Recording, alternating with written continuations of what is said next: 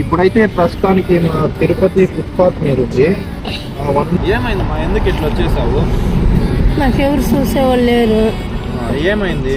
అది నీరు బుడ్లు వచ్చినాయ్యా, కాలుకి నీరు బుడ్లు వచ్చాయి. నీరు బుడ్లు వచ్చేసి ఏమైంది? ఏమైందంటే ఈ ఆసుపత్రికి పోతే బత్తలపల్లికి రాసి ఇచ్చినారు. ఆడికి పోతే అనంతపురానికి 60,000 అడిగిరి.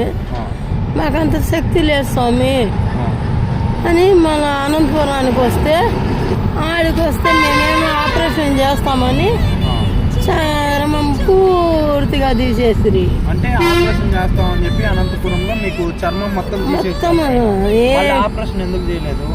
చేయలేదు.